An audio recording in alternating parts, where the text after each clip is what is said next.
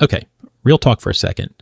If you've had the same best friend for over 10 years, I need you to actually listen to this one, not just half watch it while you scroll. Because what I'm about to tell you isn't just some cute all friendship list. Some of this is going to get uncomfortable. A couple of these are going to explain things about your own brain that you've never had a name for.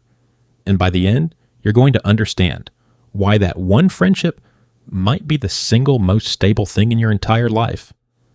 More stable than your job. More stable than some marriages, honestly.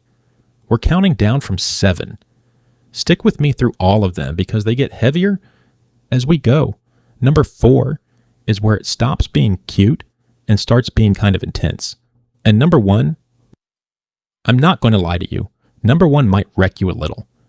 Don't leave early on this one. Let's start. You don't perform around them anymore. Think about it. With literally everyone else in your life, there's some version of you that's a little edited, a little more polished. Even people you like a lot. You're still managing how you come across, even just slightly. Not with them. You can be tired, ugly crying, in a bad mood for no reason, completely irrational. And it doesn't scare them off because they've already seen it 100 times. There's nothing left to hide. And honestly, that alone says everything about how rare this is. Most people go their whole lives without one relationship where the mask is fully off. But that's actually the gentlest thing on this list. What's coming at number 6 is a lot more personal. You've survived at least one period where you barely talked. This is the part nobody puts in the highlight reel. If you've genuinely had this friend for 10 plus years, I'd bet money there was a stretch, a few months, maybe way longer, where life just got in the way. A move, a breakup, a falling out neither of you really apologized for properly. And somehow, it didn't end. You found your way back. Here's the part that should actually scare you a little. Most friendships don't survive that. Silence is where friendships go to quietly die and nobody even notices until years later. Yours didn't die, which means something underneath it was stronger than the distance. If you just thought of the exact stretch of silence I'm talking about, comment how long it lasted. I want to see how many of you went through the same thing and made it out the other side.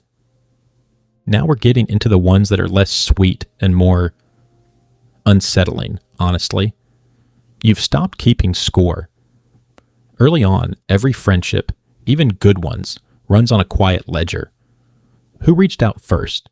Who remembered the birthday? It's not even on purpose, it's just self-protection. At some point with this person, that ledger just disappeared. You don't track it anymore because some part of you already knows they'd show up the second it actually mattered. No proof needed. That's not small. That's your nervous system deciding somewhere along the way that this specific person is safe to stop guarding yourself around.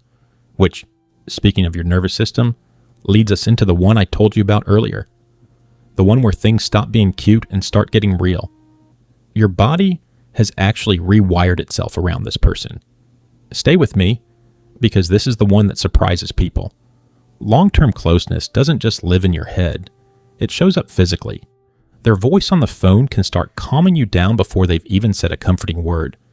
A 5-minute call with them can undo a bad day faster than almost anything else you could try. That's not just emotional. That's your body building a shortcut over years, specifically wired to one person's presence. Which means, and sit with this for a second, if something ever happened to that friendship, your body wouldn't just feel sad. It would feel like it lost a coping mechanism, a survival tool. That's how deep this actually runs. If that hit you weird, drop a heart-handed emoji in the comments. I want to know how many of you just felt that physically. Okay, 3 left. And they get bigger from here. Number 3 is about something you've built that you've probably never said out loud. You have an entire language that only exists between the two of you. The inside jokes. The one word that makes you both lose it in a room full of people who have no idea what just happened. The look across a table that says a full paragraph. You built that. Over a decade, the two of you basically invented a private dialect. And nobody else on earth can fully translate it. Not a partner. Not a new friend. Not even family. That's intimacy, hiding inside comedy. And it's one of the clearest signs that this isn't a normal friendship.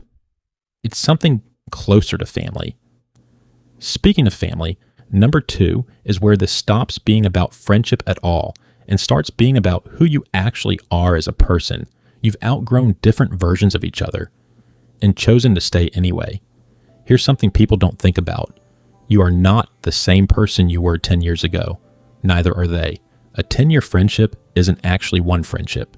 It's 5 or 6 different friendships stacked on top of each other because you both kept changing and kept choosing each other through every single version. That's not loyalty by accident. That's loyalty on purpose over and over for a decade.